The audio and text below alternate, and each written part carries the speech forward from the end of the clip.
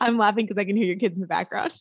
Oh my gosh. They're literally playing right above me. Like my husband has one job, Yeah, but the job of dad is not to keep the kids quiet. I've learned. I've just noticed that traveling. No, they do not. Yeah. it's not to keep them quiet. No. So they're entertained. You guys, there's no crying. No. They're playing. Which is good because we have a special guest this week. Becky Launder from Modern Direct Seller is on the podcast, y'all. I have been on her podcast. And when we finally met and did that, we're like, okay, you need to come over to RoxTalks. And I'm so glad she's here to have a real discussion. The goal is to have a discussion of just like, where are we at in network marketing? Where are we at after 2 years of pandemic? And now this year that's 2022 and where are we going? And what do you guys do about it? Yeah, it is a juicy conversation. Nothing is held back. So always on our episodes, buckle up. Here we go. And away we go.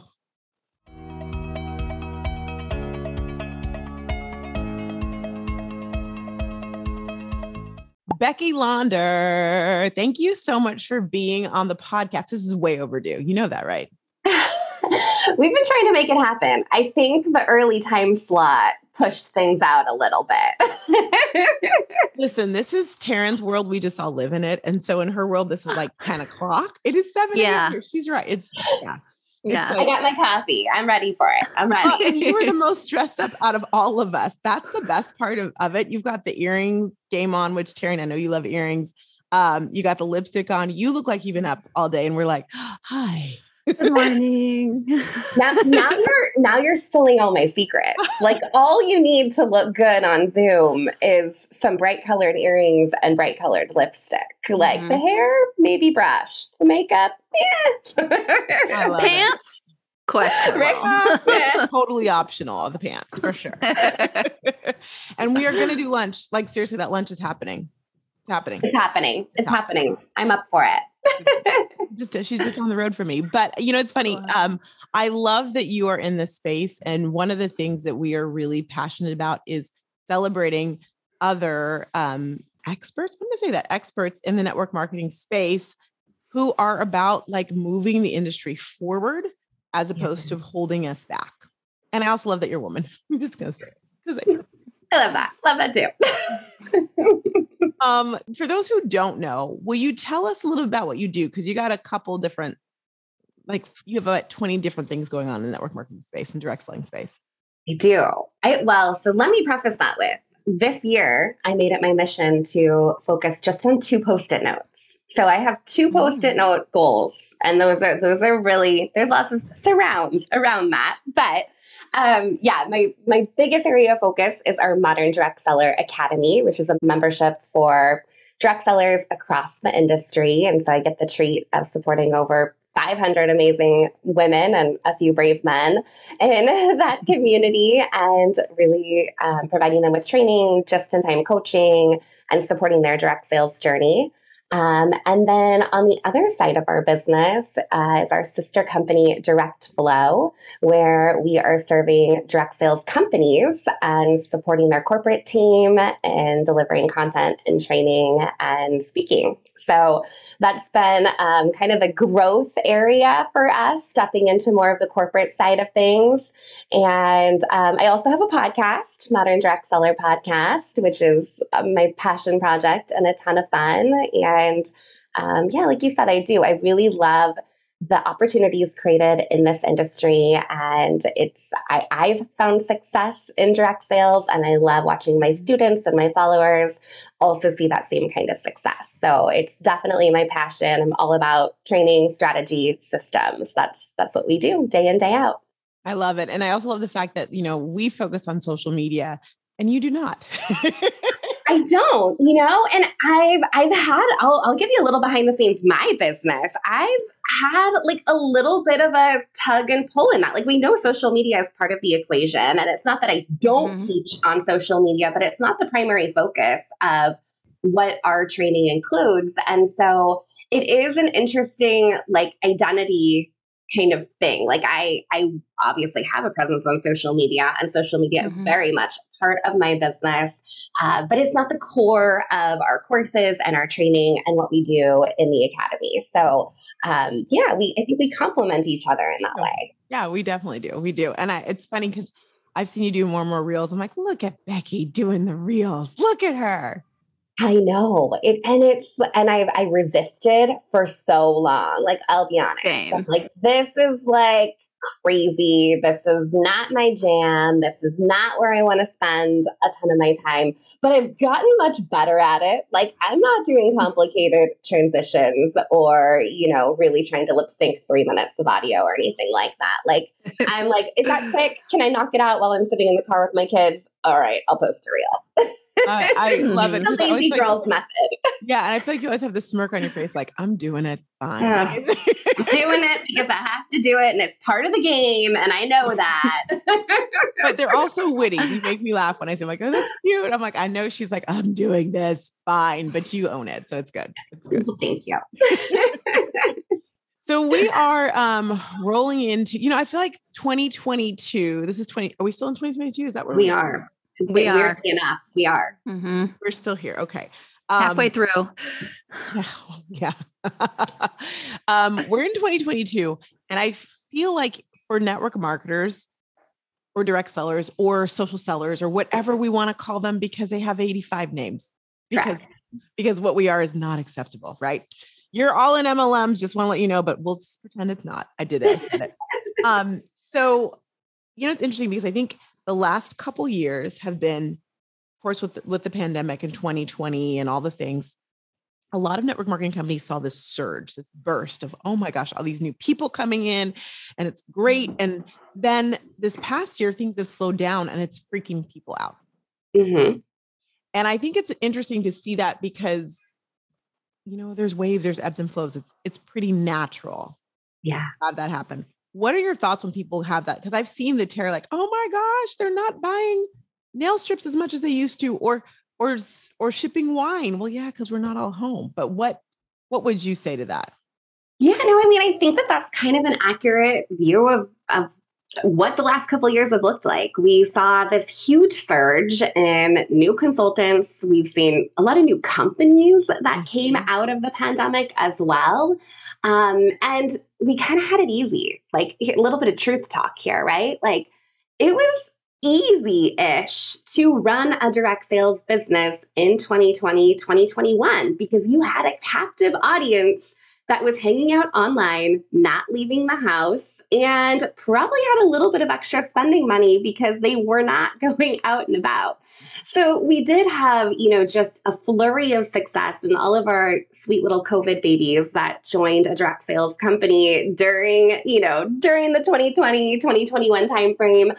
I think it's a little bit of a harsh reality of where we're at now, right? It's going to take a little bit more work to get those customers and to stay in front of your audience and to engage with people. So I do think that it's been a little frightening for some, but I think it's also, like, again, a little truth talk here, weeded out the weak. Is that, I don't know if that's mean, but there's certain people that just didn't cut it, and they did it when it was easy or when it was convenient, but that's not the reality of this business. The reality is, you got to work your business every day through ups and downs, and we all have them. And sure, there's external factors like the economy, like gas prices, like social media algorithms. I mean, we could come up with 110 different excuses of why things feel really hard. But the reality is, people are still having success in this industry. And I'm a big fan of creating your own opportunities and finding a way to make it happen, even if it requires a little bit more effort, knowing that you're going to be there in the end, and we're going to have another, burst of activity where all of a sudden numbers are skyrocketing and then level out a little bit. That's just the nature of business. Yeah, that's a really good point. Go ahead. Yeah. Well, I was going to say, it's pointing out the fact that this is a business just like any other business. So sometimes when people come into direct sales, it is positioned like, oh, it'll be so easy. It'll be so easy. And it's not, it is still work. It's not necessarily always hard work, but it is still work. So it's still work. I mean, and I think sometimes we oversell the opportunity a little bit. Like, hey, don't worry. Like, I got you. You're going to join my team. And we have social media graphics for you. And we have a party script for your next event. And we have great training. And you can have all of those things. But that newbie still has to show up and put in the work. I mean, they still have to build relationships with people. They still have to ask for sales. They still have to have that burning desire to be successful in this industry. And I think sometimes we're like, it's easy, just hop right in. Like, come join us in direct sales because this is the easy business model. Oh, you're being very nice when you're saying sometimes. If I had a dime for every oversell I see on social media, like seriously, I'd have my own island. And it'd be a really nice island too, because I struggle with the fact that people think that we have to show the palatial for someone to join us in business. Why are we showing the 0.000001% when really what people do want is community?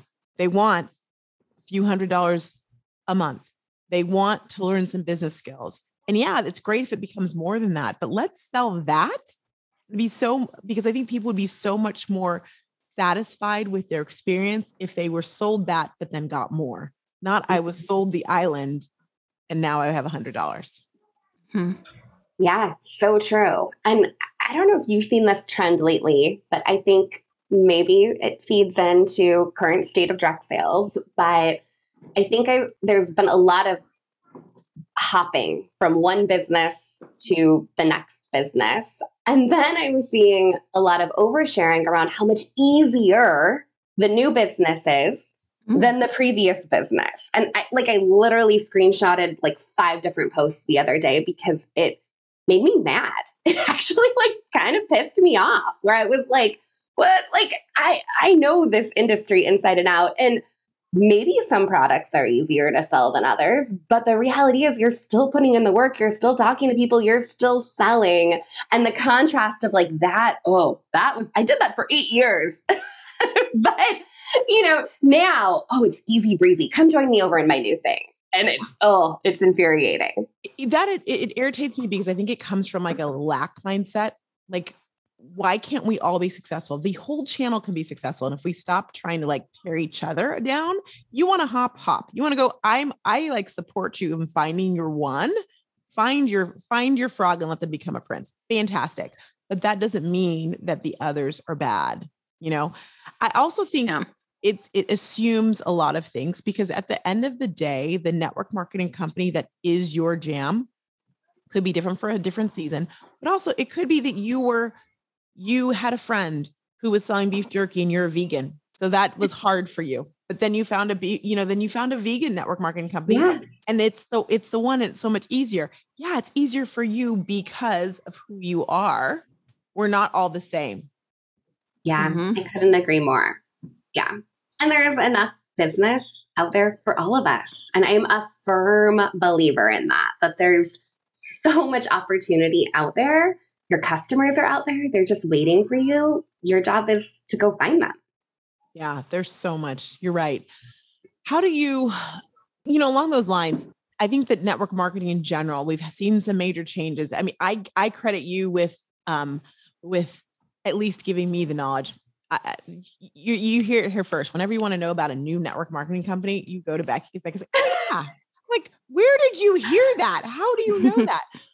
But we're seeing this trend like L'Occitane and Kendra Scott come in where they're businesses that have brick and mortar and have had it like L'Occitane, 100 years, maybe all around the world. Yeah. Kendra for a decade or two, or gosh, if I say how long, I'm aging myself, but anyhow, saying we want to go into the direct selling space. What do you think that says about where we're going in direct selling? Yeah, I think it's exciting. It really is exciting. And my wish is that it really elevates the industry as a whole, right? Like it's bringing credibility to an industry that's quite often doubted and maybe not taken very seriously. And so I do love to see a lot of these established brands coming into direct sales. I think there's going to be more opportunity for direct sellers to pick what company is going to be the right fit for them. But I think on the corporate side, they've seen the light. They're like, okay, like, yes, I have an e-commerce channel. I may even have a brick and mortar store, but I want the power of social selling. I want people on the ground that are sharing my products with their friends, family, and followers. And I think the magic of that and where that happens is that, they don't want the next influencer, or they don't want to spend a gazillion dollars on Facebook ads. They know that people buy from people, and somebody's going to trust my recommendation so much more than they're going to trust, some kind of Instagram ad, even if they see it like 395 times, which is usually the case, right? But I think that there's this exciting opportunity where some of these bigger brands are recognizing that, there's a big opportunity to add an additional sales channel. Doesn't take away from anything they're already doing, but adding an additional sales channel that's going to bring in a new stream of revenue where they're selling through actual people. And that's pretty cool. It'll be interesting to see what it does credibility wise. Like, I hope it brings more credibility to the channel. Of course, again, so one of the beautiful things about network marketing is we're intense. We're intense as a community. And so we take something and we're like, oh, let's make it so potent that everybody sees it. So you see all those posts like, see, I told you Kendra's coming. Like, see, it's like, where's just like celebrate the, anyhow, I digress. I'm just like, here's a way. What about the impact of affiliate marketing and affiliates on network marketing? Where do you think that's taking us?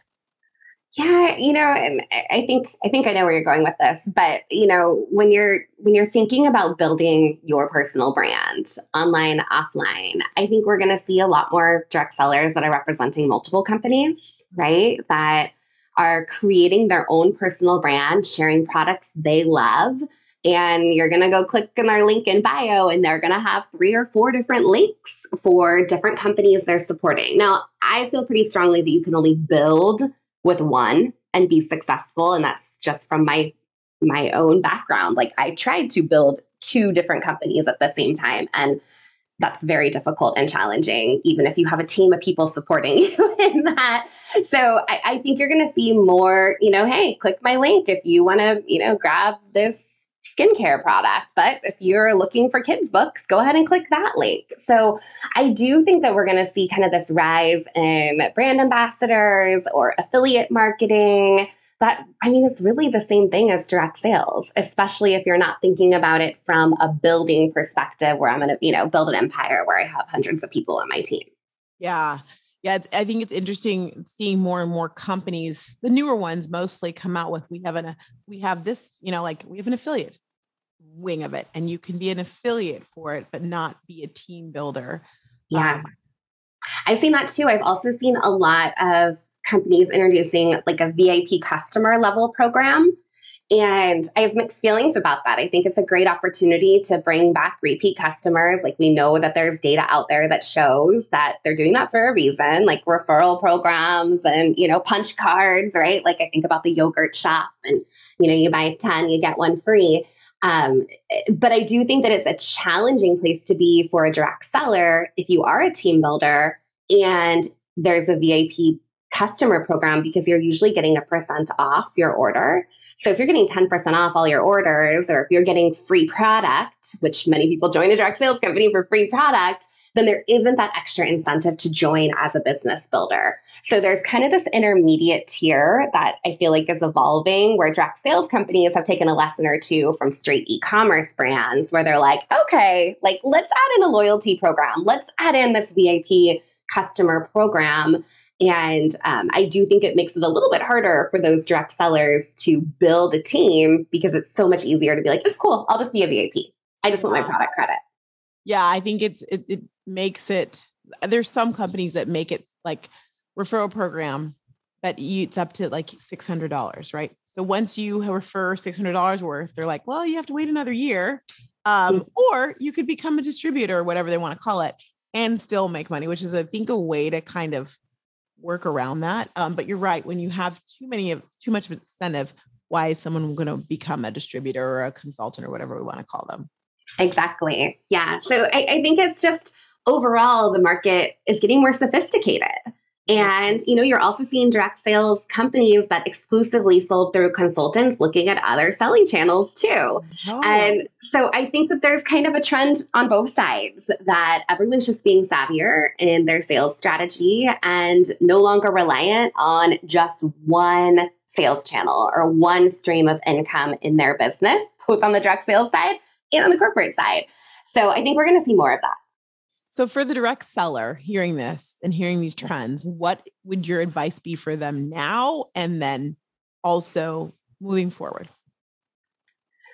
Well, I'm a big fan of building your business around your own personal brand. So, rather than completely aligning with a direct sales company and your branding or how you're showing up, but just showing up as Becky. It doesn't need to be Becky's amazing skincare products, which creates some limitation in what you're offering. So I think at the bare beginning, that's it. Think about how you're building yourself and your own personal brand and how you're showing up for your audience. But I think ultimately, and I'll say this a million times over, if people are listening that know me, they're like, oh, I know she's going to say this. It all comes back to relationships. It all comes back to knowing your customers, serving your customers. It doesn't matter if your company decides to go sell on Amazon. If your customers know you, love you, trust you, they're going to continue to shop with you 100 times over. And so I think that that's the biggest thing is owning those relationships. And by that, I mean also owning their contact information. So if for some chance that you make a move, something happens with your company, you have direct contact with those customers. And many times they're going to follow you if you go do something else after direct sales. You have a loyal following. And if you can show up with that personal brand and build relationships, you don't even need to worry about anything else happening, whether that's economy or corporate decisions, you're going to be totally fine. So it's funny you say that because I love how you're okay, even if you move from a brand, own your contact list. I'm a big believer, that's your money, that's your quantity, you have that list. The social media person in me has to remind people that also means that you need to get them off of social media and onto your list as well too. If their information is somewhere in the back office of your company, get that information. And if the information is, oh, I'm friends with them on Facebook or friends with them on Instagram, get that information. Have some type of funnel. There, I said it, to get that information, to get that information off of there, because you don't own the company, you don't own Facebook, you don't own Instagram, you don't own any, unless you're Mark Zuckerberg, and then hi, thanks for listening to the podcast. But if you're not, you don't own that. So you need to own your information. You've earned it. They're your people. Get that information. It's important. Yeah. Ultimately you're playing on somebody else's turf, right? So, I have a lot of training in our academy where we talk about building out what that funnel looks like and having a landing page and having a lead capture form and adding people to your email marketing system. But you can also do that with text marketing these days too. It doesn't have to be building an email list. It could be building a text list and throwing that into Project Broadcast and sending out messages that way, or having it stored in your CRM that you're using.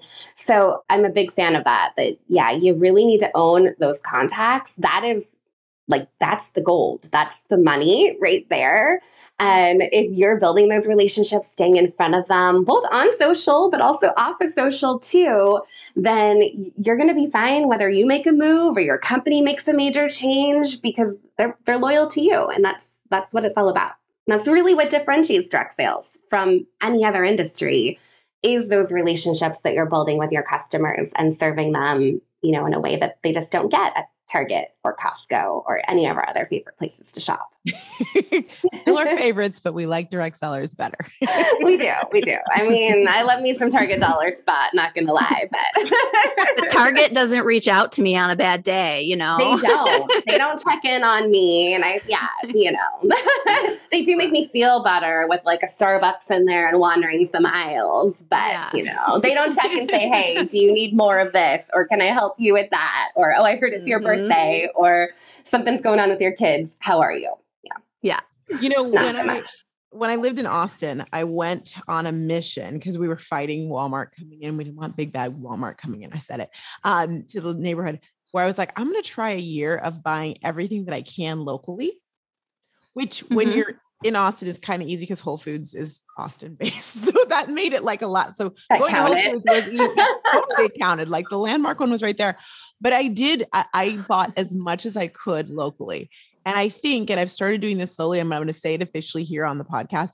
My goal for the next year is to see how many things, please don't inundate me, y'all. I love you, but how many things I can buy in my, I can't believe it's already done. Can't believe you're doing it. I just did this not too long ago. Yeah, and here it comes. As many things as possible from, I can't believe I'm saying this. All the projectors are like, I was invited. I'm coming into her DMs. Totally. So that's kind of my goal. Like, what can I, because we don't realize there's so many different type of direct selling products and they're amazing. They're awesome products. And so, we'll see. Well, I'm just going to like explore and see. Now there's some things that I'm going to hang on to that aren't, but something I'm open. I'm receiving. I've allowed the invitations out there. There it is. Hey, Roxanne, you want to host a party? Just kidding. I mean, I get asked that anyway, so might as well, right? I have a hard rule. I'm like, no. I serve too many direct sellers. I love you. And you can practice your pitch on me whenever you want. But the answer will be no. I do think it's funny sometimes when I'm like, oh, they didn't look at my profile at all. Because had they would not have sent that note. Oh my gosh, I should show. I shouldn't call out this person, but somebody sent me a message the other day offering me an opportunity to make money from home, and it wouldn't add any extra work or anything onto my plate. I could keep doing exactly what I'm doing right now, but I could make money from home, you guys. I was with doing nothing? Doing nothing. Yeah. And actually, like, the company name wasn't disclosed or the products weren't disclosed. But if I was open to it, I would be given more information. And this person, Kate, I mean, I do a lot of training on like not spamming people.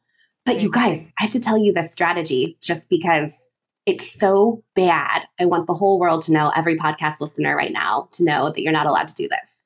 Do not go find a random person on Facebook and look at their friend who gave them birthday wishes and then reply to a comment in the thread to say, sent you a DM, and then you send something like that. I was like, that took a lot of effort. Like, that was not somebody in my network. In fact, they weren't even friends with my friends. I think they were just randomly typing in people's names. Then they found a birthday post, left me a comment, and sent me this uber spammy message where I was like, I thought we stopped doing this. I thought No, you did not. No, it's still there. Like, if we'd stopped, then we could stop half of our podcast episodes. Like, it hasn't stopped. It was one of those moments where I'm like, I thought we made progress. No. It's been a while since I've gotten just like a straight up cold message. But I mean, you read my bio, you even glance at my Facebook profile and you know what I do. So clearly there was no research. Oh, there was research, but none that they cared about. Not the right research. This is what, y'all, we have to do better. And I know some people listening are like, oh, well, tell me what company it is. We don't do that at our company. Someone at your company does. Someone does. Like, we've got to do better. And if you are hearing that suggestion from your upline, or upline, or from your corporate, stop. That is why we get a bad rep. And that is we should get a bad rep for that. That should be something people should be like, shame, because shame on us. Yeah. It was, pretty appalling. Not going to lie. Yeah. And I'm usually pretty kind. If you send me like a really weird message, I'm a little bit like, hey, thanks for your message. By the way, I have this really great blog post all about how to run your direct sales business the right way. You might want to check it out. But this one, I couldn't even respond to it. I was just like, oh no. Block. Oh no. It's funny. Like, once a week I get messages from my members saying, look at this post that somebody sent me. Like I love them. I love y'all. I know you're listening. They see it now. They see it, and then they're like, I sent them and said, you should check out Roxanne because she's going to show you how to. And I'm like, oh, Muffin, I love y'all for that. Because it's just so true. You are a normal human being. Like, let's act like normal human beings. You would never do that or find that acceptable if someone did it to you. Stop doing that. Like, relationships aren't built on stranger danger. And that's way stranger danger to me. Yeah. 100%. Hi, I just met you. Do you want to come into my home? Like, it's just weird. And unfortunately though, like some people still fall for that stuff. And at least when I see like my grandparents, like they'll get these like text, spammy things. And they're like, oh my God, isn't this so great? And I'm like, oh no. Like, no. So it's like the flip side too. I see why people are trying to do it, but if it works 1 out of 1,000, stop. Well, you make a really good point, Taryn, because if it didn't work, people wouldn't do it. So it is working. They're getting like that 1 out of 1,000. I would say to anyone who's doing it, sitting here in shame in the corner as you're listening to this podcast, like think about it this way. You might have gotten that 1 out of 1,000, but how many could you have gotten if you did it and went about it a different way? And if you didn't feel like everything had to come to you right now, I realize and recognize that maybe you have a goal to hit, or maybe you were like, I need some cash. My goal is I need some cash. I hear you. But if you build it on relationships and let it be, call it a slow burn if you want to, that's fine.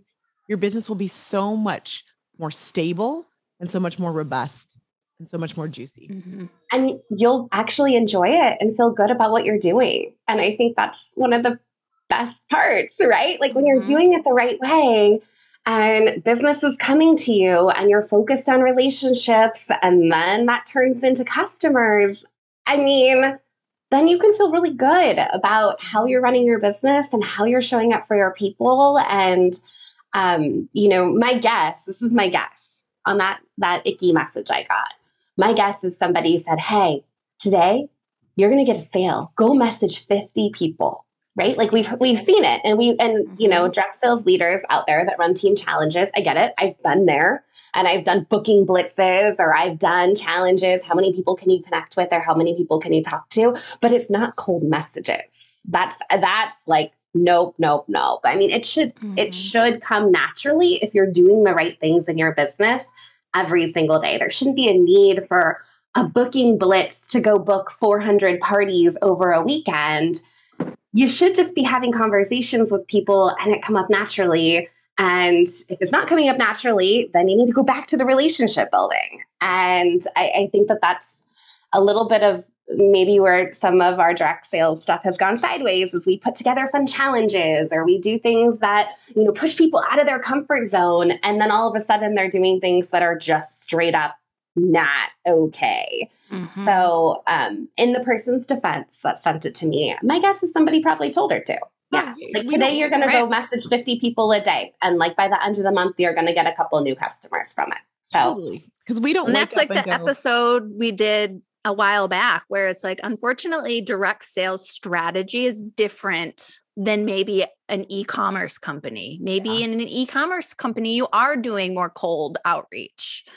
But we don't do that over here. That's just you can get away with more if you're not a direct sales company. It's true. You can. Yeah. You can send emails. You can do the ads. You can do it in a different way. But when when people realize it's a network marketing company, they're like, well, oh wait, like it hits differently. So we have to recognize that. Mm-hmm. And you're right. No one wakes up going, oh, I think I'm gonna do this. Find these strangers and just like woo them with my charm. That is not a thing. No one thinks that. But I do think that if we slow down, and I think that honestly, as you're talking about, gosh, the monthly thing is part of the issue, right? The month-end madness. Mm-hmm. We got to push. And it's like you push, and we're against the word push on this podcast. We don't use that word. We take that word because pushing is like forcing someone to do something. Let's allow that in. But if we're pushing to hit those ranks, and I love a rank. I'm not saying they're bad, but it's amazing when they come naturally and not, I pushed for it so hard that I asked my friends and my family for favors. Could you just buy stuff? I know you don't need anything. Could you? Like that happens on a monthly basis. It's happening we're recording this on the 28th of June. It's happening right now. It is happening right now. You guys, I have been asked by like to use my name to my $500 in product, but then they'll send me the money so they could hit their rank. And I'm like, this feels weird. And it was weird. Yeah, not cool. And I think, I mean, on the corporate side, I think that's an important discussion to have. Like, we know that carrots motivate people, whether that's an incentive trip or that's a car bonus or that's a rank advancement or an extra banner that you get on your name tag at your conference, right? Like, people work for those things. And I think that if you're going to put challenges like that in place to motivate people, which works, that's why they do it, right? That you're showing people the strategies to do it the right way. And I think that's the gap sometimes, is that challenges are thrown out there, but it doesn't go along with the training and the how-tos to actually help somebody do it in the right way. So the training and the challenges and the motivation and the carrots, like, they have to go hand in hand in order for your direct sellers to represent you in the way that you want to be represented in the marketplace too. 100%. And you should probably have the training in place before you do the carrot. Just thought. Yeah. Like, that would be good. You know, it's funny you say that, because I do feel like I love corporate. I love you, but let's modernize the corporate structure. And here's a great example. I mean, we've been preaching forever. Y'all stop posting the same thing all of your upline, your team's posting. Stop it. It's not working. And people are like, well, no, listen, they give me 365 days of posts. It's so great. Not if you're all posting it. That is not great. And it doesn't even sound like you look like you, all the things. But Instagram came out a couple months ago and said, hey, if you're posting the same thing, we are downgrading it. Like, we already knew that. Like, we knew that was happening. People will admit, when I post something about my business that someone else has posted, the only people who like it are the people in my business. I'm like, so why do you keep doing that? But now Instagram has come out and said it. But you know what's interesting? That's not changing any of the corporate strategy when it comes to social media. And I'm like, mind blown. Like, if you didn't believe it, Instagram has said it. So why are we still giving them bad practices? I don't understand it. Mm-hmm. Yeah. And I think, one of the things that we have any corporate people listening in, that they have an opportunity to create templates. Like, they're easier than ever in Canva now. So you can easily give people, and we just did something like this in the academy. We had a training on how to run a party in a single post on Facebook, which is like, a little bit different than the traditional party that has like 40 different posts. And we put together a toolkit, and that toolkit had like fill in the blanks. And it also had templates, and it was like, we took the brain power out of it, literally like drag and drop in your images, update your messaging on it, make it your own, but give people a starting point. Yeah. So there is an opportunity to like really create some cool change in the way people are showing up online and giving them the tools to do that. And corporate has an amazing graphics team that's coming up with some really cool stuff. So build those graphics and those assets in a way that your direct sellers can mattify them and make them their own and be in alignment with their personal brand, because that's just going to help them be more successful. Yes. 100%. We started Social Templates Club a year ago, exactly right around, for that exact purpose. So it's like, here's templates that are algorithm friendly that we're putting out, and the algorithm changes. So every month they're different, and here's how to customize them and make it happen. And then of course, social kits just came out earlier this year as well too, to help like with brand specific, or I should say industry. I saw those. Specific. Yeah. But if we can do that, and if you can do that with Facebook parties. Yeah. I just think their budgets are higher than ours. Right. Their design skills are like, I think there's an opportunity. Amazing. No, I mean, we're pretty amazing. Don't get me wrong. But I'm just saying. Correct. But I do think that there's this opportunity to personalize the experience that your direct sellers are having and how they're showing up, and thinking that it's a cookie cutter approach isn't going to work. And so no matter how you deliver that to your sales field, there's an opportunity there. And we've outgrown the days of here's the Google folder of all the same images, and all right, today's Tuesday, we're all going to go post our, there's definitely an opportunity there that's being missed on the corporate side. And they're investing a ton of resources in creating assets. So just create them in a way that people can use them and make them their own. Yeah. Even if it's just dragging and dropping your picture into something. Really. Individuality is the reason that network marketing companies do well, because there's all these individuals who have their webs of people. And yet when we join a company, we're told it's duplicatable. Just copy me. Just do what I did. So we are like taking away the thing that makes the magic that makes it work. Yeah, those days are long gone, right? And I remember, I'm going to throw it back. Like when I first got started in direct sales and we did online parties, I didn't even do a live video. Live video wasn't even a thing yet. People couldn't even see me. I just posted a series of graphics and copy and pasted a script and people would place orders. Yeah. Look at how much the industry has evolved even in the last, 5 to 7 years. And it got to keep up with those trends, right? The times are changing. And so I do think that having that backbone support from corporate is huge, because the weight shouldn't be on the leaders. That's also something that I feel really strongly about. If you are a direct sales leader, you could be spending 95% of your time training your team, onboarding your new consultants, really hand-holding them. And you should be focused on selling and building. And so if corporate can take on some of that responsibility on the training side, then leaders have time freed up to actually work their business, because that's what they're really good at. Most of them don't have a training background, believe it or not. Yeah, they didn't. That's because they didn't wake up and go, oh, I want to train. No, they woke up and said, I want to start a business. Yeah. A little bit different. I love this so much. I love this conversation. In the meantime, people like Becky and I will just keep doing what we're doing. Yeah. I 100% agree. There's this gap.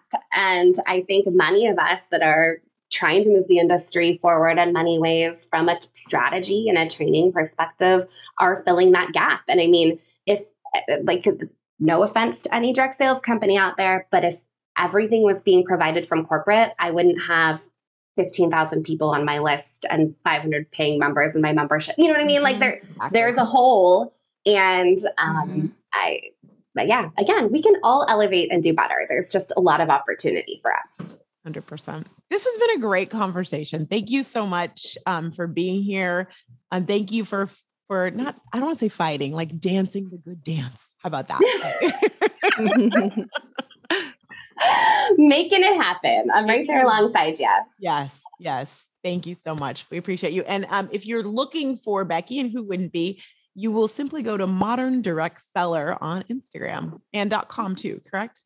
Everywhere. Pretty much everywhere. Yeah. All the places. Yep, exactly. Thanks, Thank you, Becky. Thank you so much for having me. This was a treat.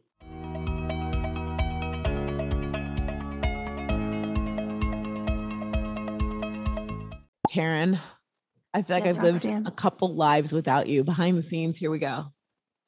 I know. You are just a woman of travel, and I just never know where in the world you are some days. I'm like, hey, where are you? See my calendar. You know where I am.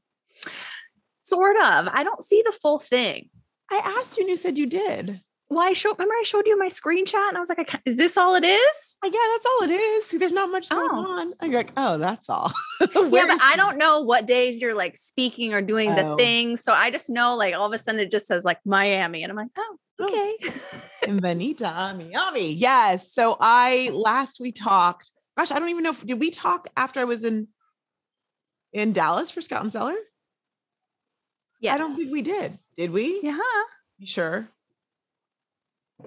You can't trust this mom brain. I don't know. If I didn't, Dallas, you were amazing. Scout and Seller had such a good time with you. But yes, I went to Florida and I spent some time with the beauty influencers in pharmacy, and man, oh man, they can give you life, man. They were so much fun.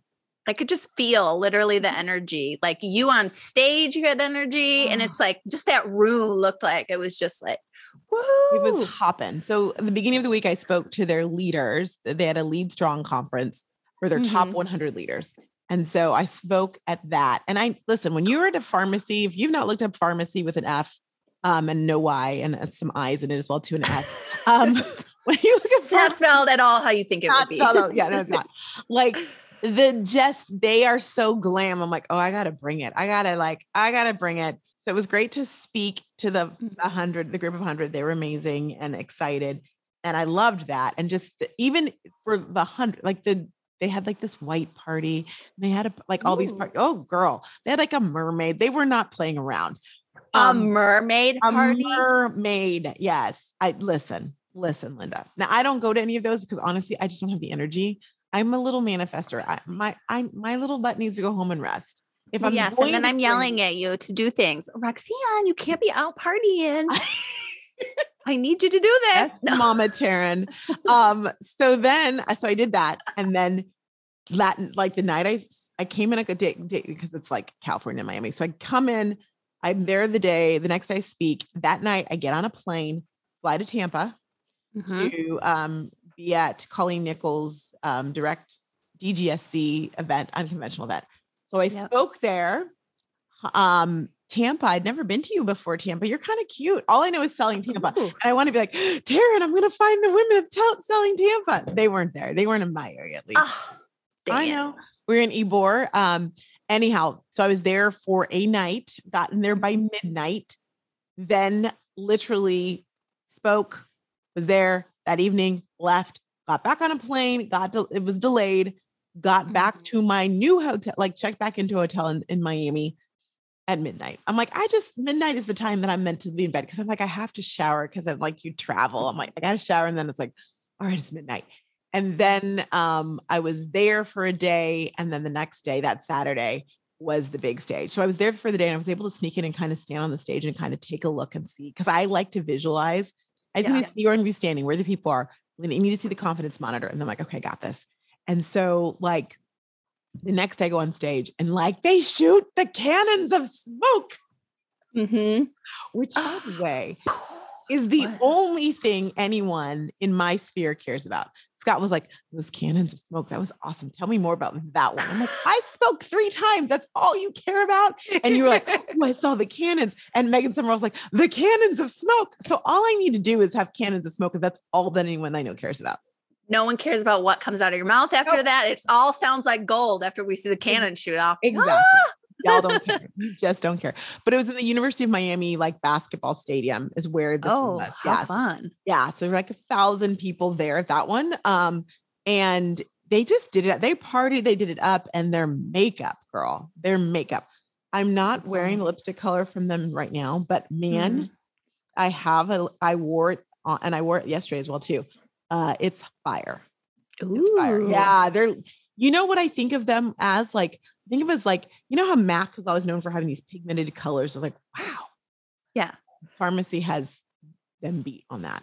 The variety and everyone's game there. Yeah. Everything was on point. The lashes, which they sell lashes too. So I'm going to check those out. And then the eyeshadow and the contouring. And I was just like, y'all are amazing. And then I sent you this. You haven't seen it yet, but I sent it to you in Slack. They had all these great activations. So like one of them was literally like a magazine cover, and you walk into the magazine cover and you are the cover. It's the coolest thing. That's kind of fun. Oh my gosh. When you see it, you're like, shut the door. So you're able to get pictures in this, like, and it was like, they're on the cover of the magazine. They just did it up. I mean, they're just stroking all the egos. Like all the women probably were like, I am amazing. And they are. And next level. And the other thing is it was Pharmacy North America, because they're a Turkish company and they've been around for years, but North America is newer. So they had Canadians, they had people from Mexico, the US, Puerto Rico. And what I love is they had so many things that they had translators for. And they even had an ASL translator on stage. Oh, that's cool. Is that not normal? No, I've never seen that at a convention. Wow. And here's the thing that I'm going to get a little choked up and then I'll stop talking. So after I was at a table and a bunch of people came up and whatnot, and people want to take pictures. So I'm like, you want to take a picture with me? Okay. But there was a group that came different times of people who were deaf. I had to look it up. I want to make sure I say that I'm polite to like accurate. Deaf or hard of hearing is what they call it. Okay. What's accepted right now. Okay. I'm just jibber jabbering, but they came up to me and I took one semester of sign language in college. So it's been a long time.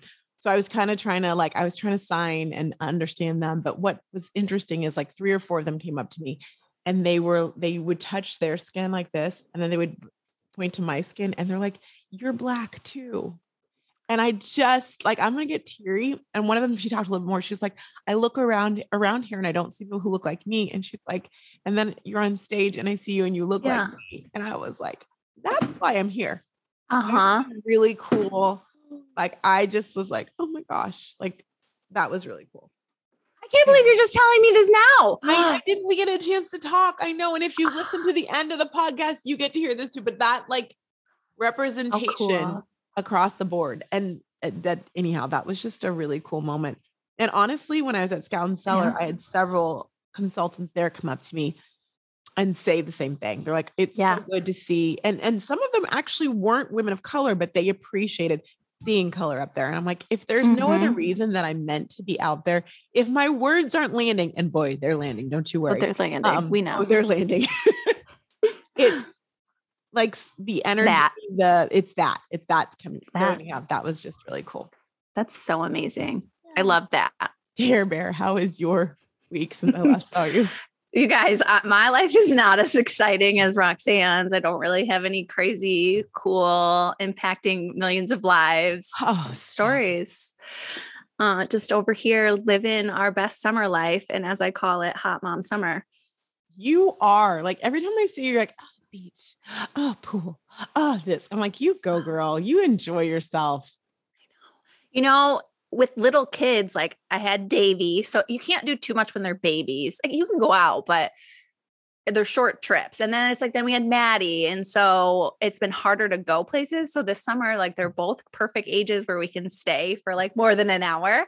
So I've been taking full advantage of it, like beaching multiple times a week and just enjoying summer because you guys, I'm in Michigan, like 8 months out of the year are you're going to stay in your basement. And so we're out and about and I've got some great tan lines. So, I see your tanning actually. Like it looks, I mean, your arms, I can see the color. It looks good. Yeah. Well, oh gosh, maybe not that side, but yes. Up here by the caps, seeing it. Speaking of locations, do you want to know where a shout out to, people were listening in Miami and it was not me. Miami. Hey, you, Florida. Wyndham, Minnesota, Cedarville, Arkansas. We got Dallas, Texas, Shreveport, Louisiana. Those are our top. Shreveport. That's where my friend lives. I wonder if it's her. If it's you, hey. It's a lot of times. So she's either like really binging us or just a little. Or maybe she passed us over to somebody. She recommended us. Maybe. Who knows? St. Louis, Missouri, Mount Joy, Pennsylvania, and Sydney, New South Wales. If you are from any of those cities we just mentioned, please do us a favor. The favor is tag us or DM us or tag us at RoxTalks and we're going to celebrate you. Okay. So thank you so much for listening. If we didn't name off your city, we may next time. You just never know. We got a little something for you. Yay. All right. I think that's everything. Yes. She snapped. She's done. Okay. Aye, Captain. We'll see you guys next week. Mwah. Take care.